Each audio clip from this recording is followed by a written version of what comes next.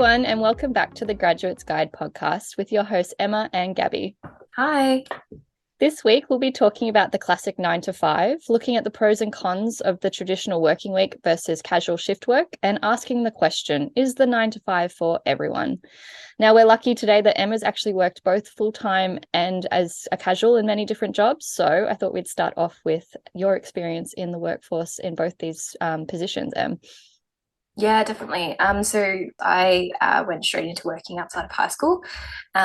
Did full-time work, so Monday to Friday, 8:30 to 4:30, commuting into the city, which it was nice in terms of you had that routine, so it was very structured. But weekends, like if you've got social events, they go really quickly. So I did feel like when I was working full-time, my creative drive was sort of starved. And I needed to nurture that a little bit more. So then when I went into part-time work, I had set shifts for a fortnight, but I always picked up extras because there was the ability to do that. So that was a little bit better. I had it was nice being able to do things during the week when most people are at work. And if I wanted to spend a day that I dedicated to writing, I could. I think it's a fine balance, between what you really want to do creatively versus just picking up extra shifts. Because sometimes I've worked, even though I'm set shifts, like maybe 4 a week or 3 a week, I would always pick up extra work. And I know you've sort of had that experience too, where you, working casually during the peak seasons, you've said that it can be quite challenging. Yeah, definitely. I working casually, which I pretty much always only done. I haven't had a full-time job. But yeah, there is this pressure of, oh, I'm not working full-time, so I should pick up as much as I can. And it's funny, like with people at work, Yeah. sometimes you have some people picking up 11 or so shifts in a row or something crazy just because you can as a casual sometimes. Yeah. And there is that pressure to just kind of work all the time. And so if you don't have honestly a really good set of boundaries around work and lifestyle, it can get really difficult because you're like, oh yeah, I'm technically free. Like I could move that appointment, I could move this, and I could work.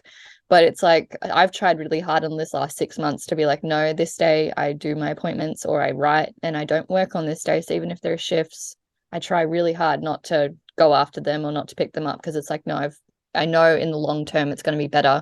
Even if short term it's a kind of like tempting to get that extra day's worth of money or that extra day's worth of like going to work and that sort of thing. And then there's also like there is that flexibility, so that's a huge bonus of casual work. But yeah, it's right in it's a lot of it has to do with the seasons of like the year and when it's really busy, and then you have the quiet seasons too when there's less shifts or less work to do. And then that can be it's like another challenge as well because you're not working as much, or when you are at work you're not doing the same things. So it's definitely not as stable as full-time work, but it like when I have had good boundaries in place, I have been able to do a lot more creative work with my casual jobs and still make income. And I think that's the challenge of finding a job that's supporting you financially and allowing you to grow financially too. I mean, you don't want to just be making ends meet. You want to be like living and being able to go out and have dinner and like do all the fun things as well, but also That you being able, enjoy. Yeah. yeah, do stuff you enjoy, but then also being able to sit down and do your creative work if that's something you're passionate about, or any Yeah. kind of passion projects on the side. Like most people do have kind of, I guess it was kind of termed side hustles for a while, and again that's kind of focusing on the money making aspect of it, but at the end of the day a lot of those side hustles were just passion projects.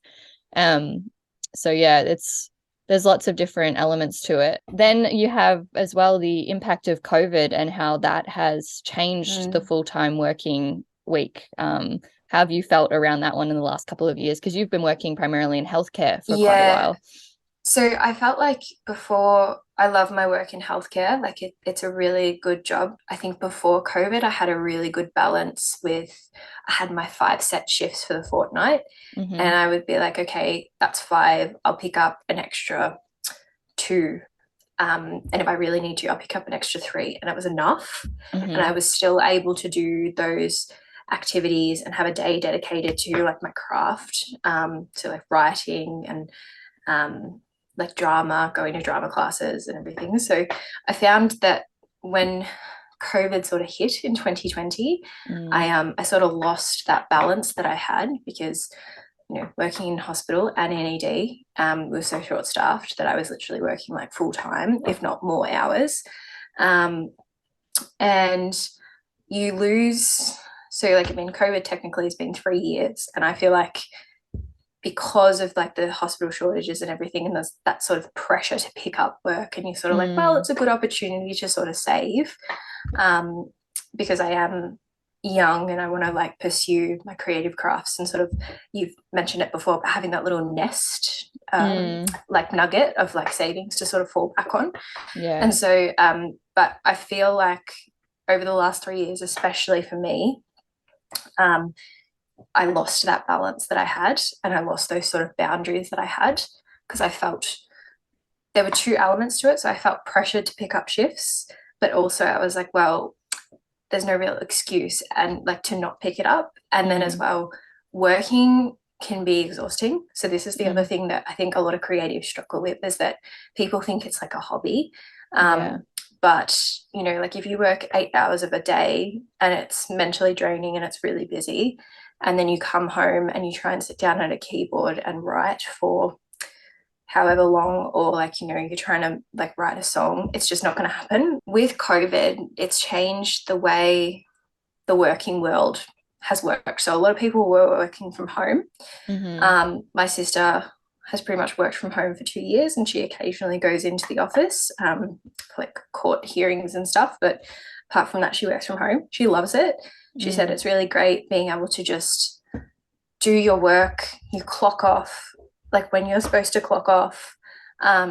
She has the freedom that if she wants, she can go to like the gym in her lunch break, so she can Yeah. actually like utilize that. And she said that she gets a lot more work done because there's not that sort of Mm. hospital engagement that you have to do, hospital engagement, that sort of like office work setting. Yeah. Yeah. Um, and she's also spoken about the fact that like, most of her jobs were always in the city.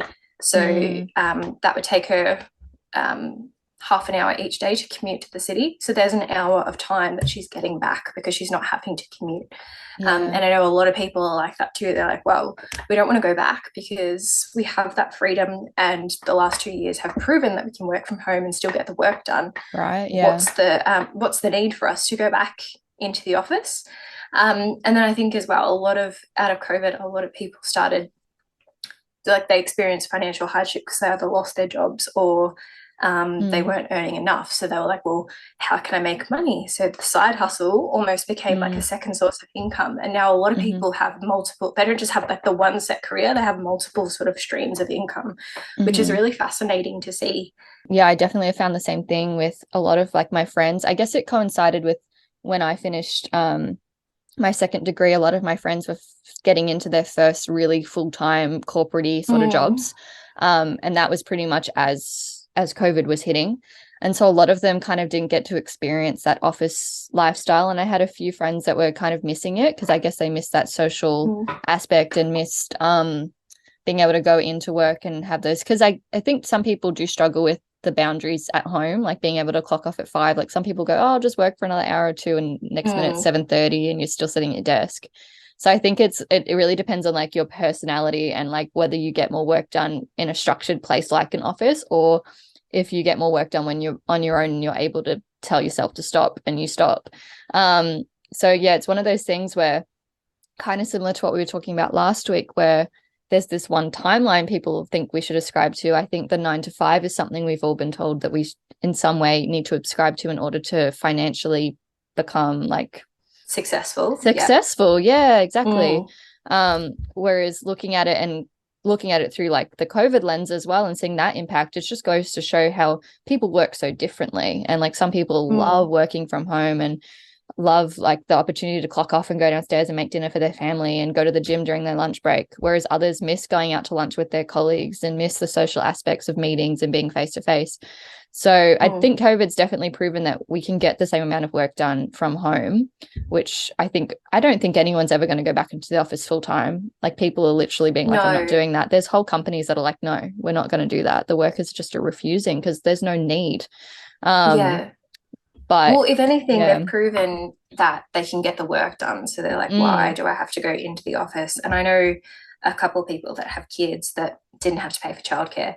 Now, right. childcare Yeah. is like if you have two kids, it's like $350 a day. So it's Mm-hmm. expensive. Um, when they can have their kids at home and still work. And then something I've also found really interesting too is that people that I spoke to who worked from home said that they Mm, actually got the work done a lot more like efficiently. Like they yeah. could get the work done in 4 hours as opposed to 8 hours because they didn't have those like interruptions from like other colleagues, all that sort of stuff, which is really Yeah. fascinating because I think that's the push on like offices and businesses trying to bring people back into the office is that they know it's like not all places, but most places can get the work done in Mm. 4 or 5 hours as opposed to eight. I think it was Sweden. I could be wrong. It was definitely a Scandinavian country that is trialing the 4-day work week. Oh Um, yeah, yeah, and I think the research is there that shows, like, similar to what you're saying, people can get their amount of work that they need to do done in a shorter period of time. It's just that we're mm-hmm. spreading it out over this, what is it, the 8-hour day, 9 to 5. Mm. Um, but you can be just as like viable and successful and efficient in a shorter work day. I find that really interesting. I wonder if that's something that'll ever come into fruition in other countries as well. Because Yeah, it's like this whole thing, you go online and you're just like, you're just Googling like, how do I have a work-life balance? And it's like, I think the answer yeah, lies in a more structural change like that, 4-day work week and 3-day, like having a 3-day weekend would be amazing. And that's coming from yeah, someone that like has a lot of 3-day weekends because I work casually, but um yeah, even like just like having more time with people. I think especially after COVID, like we've all learned that it's like the social aspects that we really missed of the people that we care about, our loved ones. So mm, I think people are really keen for like a better work-life balance. They're not just wanting to go full steam ahead on their work. That's not everyone. I'm yeah, sure some people are still super ambitious and entrepreneurial and like going ham.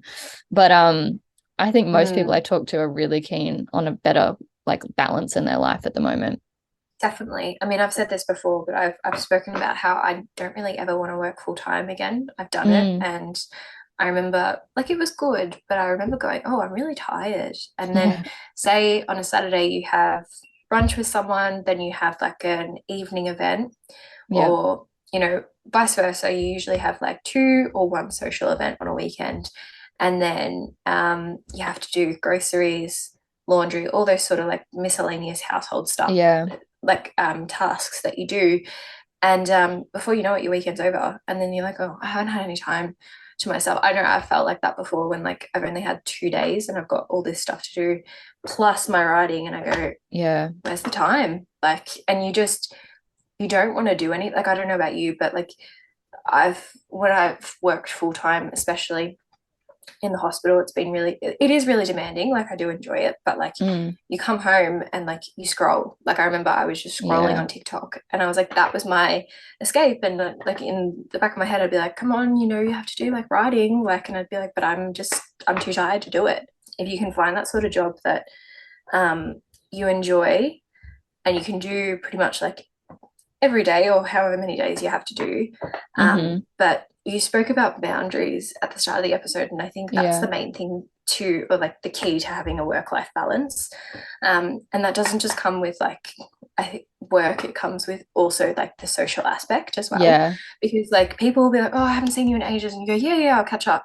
But if you're like, I know for me, if I'm exhausted, I'm like, uh like I sort of freak out and I go, where's my Yeah. time for me? Because I need to sort of reset Yeah. from like the busyness of the week.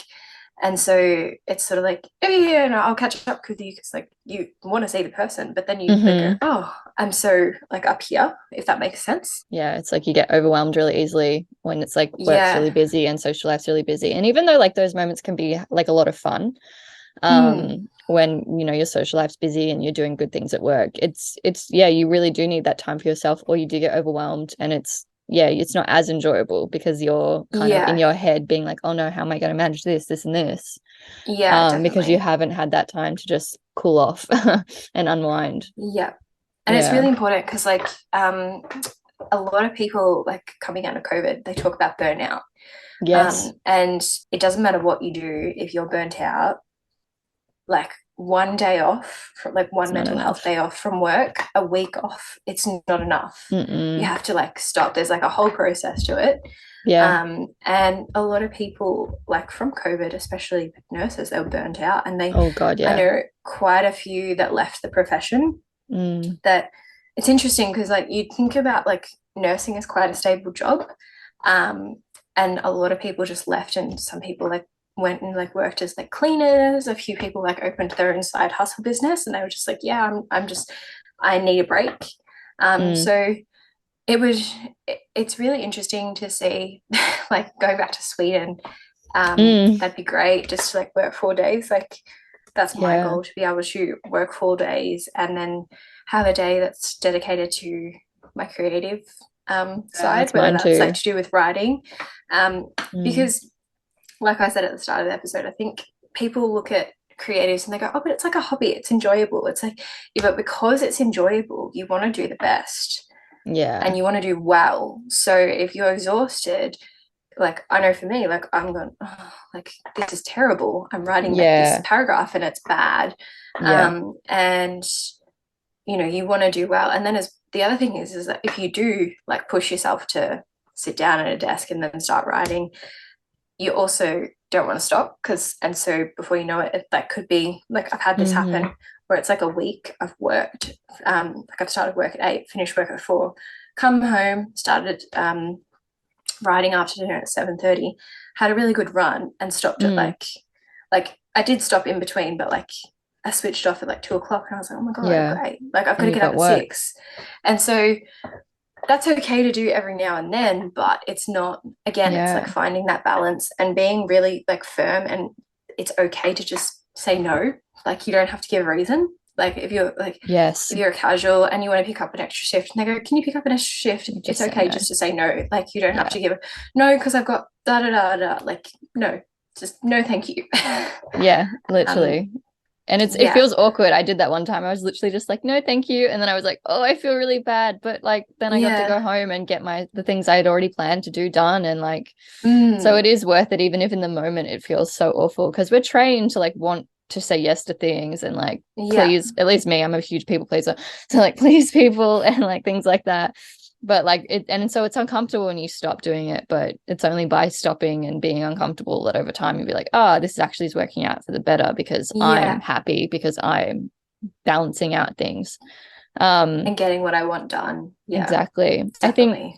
I've seen a lot online as well, and I know we're using writing as an example as a lot, but it applies to everything kind of you're doing. And it applies to like if you're studying as well, because studying and working, maybe we'll talk about that in a second, is a whole nother ball game, which you're doing at the moment. So we'll touch on that in a sec. But Mm. I saw this thing online that was like the 5 a.m. writing club, and it's for people that do work Oh, pretty much full time that wake up at 5 a.m. to write for a few hours before they go into their job, which is very interesting. admirable. I could not do it. Yeah. I love that there are people out there doing that. But yeah, I just wanted to say that there are ways to do how like do your passion every day in a sustainable way. You just kind of have to Mm. try out things that work for you. But like you said, I'm similar to you. Like I almost need a set day for it. I'm not the type of person that's going to be able to write a little bit and then stop. Like I'm the same. Like I sit down, I write, I get on a good run. It's been 3 hours. Yeah. So it's all about knowing your own process and your passion, your creativity, or like your side hustle and what that requires from you, and then finding a way to give yourself that, I think. Give that Definitely. yourself that space. Yeah. Working and studying, whole different ball game, which so many of us have done. You're doing at the moment. How have you found this year juggling going back to uni and still working pretty Um, consistently? yeah, so I learned a couple of things. So, when you go from like how I was working full time, the biggest challenge for me was dealing with the income shift Right, yeah. because like and like budgeting to go, okay, well, I can't, not that I can't buy it, but I don't need it. Whereas like Yeah. before it'd be like, well, I can buy this because if I just work an extra shift, it's fine. Whereas I didn't have that Yeah. flexibility. Yeah. And so in a way it was really good because the days I was at uni, I'm studying a creative writing course. So the days I was at uni, it was nurturing and like Yeah. sparking that creative drive, which was really good because sometimes I would go home and write. And then I would have like set days that I was working. So it was good in the sense that I had a routine. Um, but it is very challenging because study and working can be exhausting. Mm-hmm. So, and when I had my mid-semester break, I was like, I'm going to work so much to like make Yeah. up the income.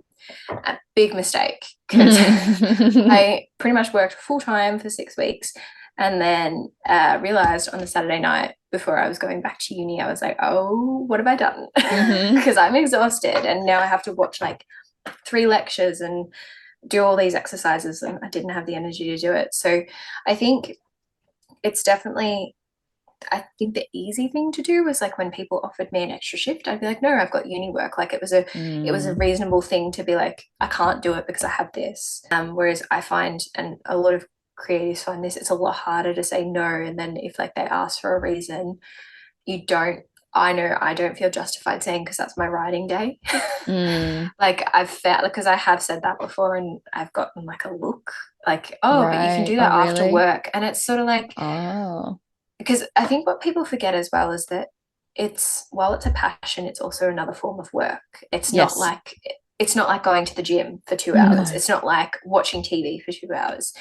It's something that you have to um, look after. And if you treat, like, you can treat it like a hobby, there's nothing wrong with that. But it's not, like, I always say that to people. I go, it's not the same as, reading a book or watching TV for 2 hours.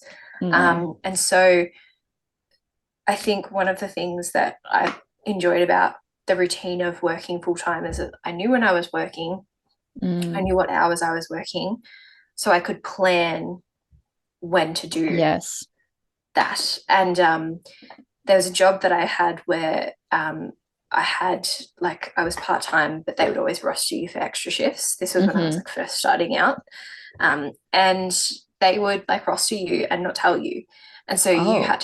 you had to check your roster every day, and I'd be like, why are you not telling me? And then I would feel guilty because I was first starting out. I was like, well, I don't want to, excuse my language, shit in the nest. Like, you want to like pick up all those Yeah. extra shifts. Because when I was Christmas casual, it was a whole other thing. Yeah, yeah, yeah. Feels. But they would roster you, like, you put in your availability and you'd have your shifts for the week, and then they'd roster you within 2 days or like a day and not even tell you. And they said, well, you need to check the roster. Mm. And it's like, but now, and I didn't, I was like, oh, I want to be like kept on after I leave. So I would like rearrange my plans around that. And it's like, no, Yes. like that's not Mm. fair. And like I know a lot of workplaces that will expect, like, they will give you the bare minimum and they will treat you like absolute rubbish, but they'll expect you to plan your life around work. Yep.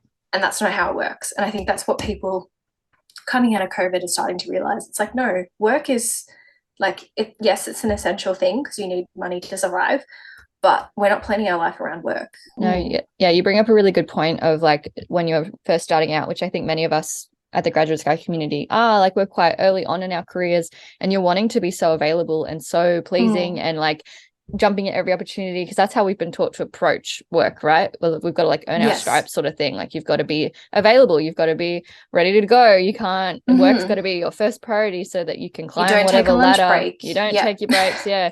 You're Yeah. there. Yeah, I can move that thing. I can do this. Yeah. Yeah. And yeah, I'm I I'm can stay back learning. like 2 hours. It's Exactly. fine. Yeah. I'm learning that even though I am new and like starting out in my career doesn't mean I you shouldn't have self-respect. And you Yeah. shouldn't put priorities in other areas of your life. Like, and I think that's hard for a lot of us to swallow because it's not what we've been taught and it's hard for us to implement because it's not what other people expect. But I think it Mm-hmm. is completely fair if you are like, no, I need to balance my time between these 3 or 4 areas of my life and I'm going to do it evenly. And if that means I get an opportunity a little bit later than planned, if I'd gone full speed ahead in this one area, then so be it. And that's kind of where I'm at Yeah. now, just because I tried the approach of be wholly available for everything and do everything. And all it led to was burnout. I didn't get that much Yeah. further along. Like, so you've got to really weigh up whether it's worth it. And if you're working towards something really specific for a short period of time, maybe it's worth it. But if you're just aimlessly throwing all your energy at one thing, hoping something's going to come of it, it's probably better to find that balance and yeah, have your eggs in a few different baskets, I think. Mm-hmm. Yeah, definitely. It's really interesting what you said about like working towards like short-term goals. I remember when I was Mm, going to Europe, I was like, okay, I'm going to pick up Yeah. extra shifts because I wanted to save. Yeah. Whereas like when I was working during COVID, like full time, it was sort of aimless work. And Yeah. as well, like I spent so much money on because I was like, Mm-hmm. oh, I need a reward like for working. Do you know what I Yes. mean? So, Yes. and one of the things I was really good at when I was at uni was because my income diminished so much, Mm. I didn't aimlessly spend as much too. Yeah. So, Yeah. like, I think I've said this before, but there's always going to be an opportunity to make more money, like always. Yeah. And you could always, like, it doesn't matter whether you've got 90,000 K or 5K in savings. There's always going to be, oh, well, I could work that extra shift because then we can get this done. There's Yeah. always going to be that attitude of I can always make a little bit more. And I Yeah. think that's just our society of like consuming so much and always, Yeah. I guess, wanting everything. Mm-hmm. Um, sounds like a first world problem, but Yeah, but it literally, is, I it's the think, world we live yeah, in. So like I know for me, I was taught in high school, your job's going to be like the best thing ever. And I remember when I started working full time, I was like, people do this, like yeah, all the time. people Ew. do all the time. They do this, no, but they do this for 30 plus years. Yeah. It's just like No, thank you. crazy. Yeah, No, I thank don't you. want to. All And I good. think the other reason why people want a better work-life balance is they're realizing that the cost of living is not competing with their income. So 20 years ago, you could work a job and financially save to buy a house because most people, that's an ambition, a life ambition. And you Mm-hmm. could reasonably buy a house paid off, whereas now that's completely different. Like a house that 20 years ago that was like $400,000 is now 800, if not $900,000. And so it Mm-hmm. goes from being like an ideal to be able to pay off in 15 years to potentially spending the rest of your life to pay off. And so why are we slaving away at something that we're not really reaping the rewards of? So I Yeah. understand why people are backing off and they're going, no, I value my mental health more than like slaving away to buy a house that I may never pay off or I may never do, Mm-hmm. because most banks, right, these days they want 20-30% for house deposit. And Yeah. it's very hard to do. Like, I saw this, I saw this TikTok of a girl, and Mm. basically she broke down her yearly net. She's a low income wage. I think she earns like $48,000 a year, and so she broke Mm. it down into rent, utilities, um, all that sort of stuff. And people were like, no, no, no, you can save. And so once she broke it all down, it left her with $8,000. And she goes, that doesn't even account for appointments, like hospital appointments. It was just the bare Yep. bones basics. She said it doesn't count for hospital appointments. It doesn't count for any social event or Yeah. anything like that. And so she's like, so you wonder why people can't save when, unless Yeah. they're living like, you know, a very, very restricted life, it's very hard to do. Mm. And another, I don't know, have you heard of quiet quitting? Yeah, I have heard of it a Yeah, little bit. Yeah. I Mm-hmm. think it's quite interesting for people who don't know what quiet quitting is. It's basically where you are still working at your job, but you're doing the bare minimum, and giving the bare minimum to, and it's the notion of quiet quitting. Yeah. And so I understand that a lot of people are doing it and they're going, well, I'm getting paid this much, not this much. So I'm going to work within Yeah. the means. And I know a couple of people who have done that where they've gone, I don't get paid enough to do this. So guess what? I'm doing this and I'm Yeah. going on those two meal like those two like morning tea and afternoon tea breaks. Because one of the things Yeah. I learned when I was working full time is that you have a morning tea break, which was usually like 10 minutes. Yeah. And like they said, most people don't use their afternoon tea break. And I was like, oh, Oh. okay. And I was like, oh, so does that mean you can go for like a 40-minute lunch? They were like, no. And I was like, what? Oh. So you used to have like a morning tea break, which was 10 minutes. Most people took 15, which is understandable. Mm. Like if you go to the toilet, it was Yeah. 5 minutes gone. Yeah. So then, and like, then you have half an hour for lunch. This is when I worked in the city full time. And they were like, yeah, so, but most people, they were like, and you get a like 10-minute break in the afternoon, but most people don't take it. And it was just the way it was sort of like, That's weird. yeah, it was like this expectation of, oh, I'm not going to take this. And then Oh. very early on, like I knew of 4 people in my team, they would sit at their desk and they would eat lunch, but they wouldn't put their phone on Yeah. forward. They would still look at emails, and I was like, You're still working. yeah, and people, yeah, still working, and people Mm, from the call center would come and speak to us, and I used to go, does that not irritate you? Like, you're on lunch. So I made it a yeah. very active effort to either go sit in the lunchroom or leave the office, because I was like, Yeah. I'm not getting paid for half an hour. I need a break. It's not like Yeah. it's an hour, like it's half an hour. Half an hour goes very quickly. I'm leaving the office to Oh go. God, yeah. Yeah. I think there's like no one right answer. I think that's the point, like again, touching on the timeline and all that.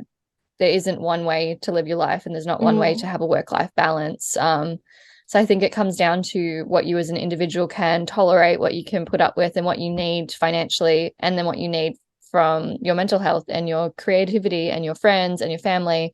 Yeah, so it's not just all about work, even though that's kind of what we've been taught. mm, Um, so yeah, I think it's very much again just about finding that balance yeah. between it I all, which is not easy, and we're probably never No, going to get it perfect.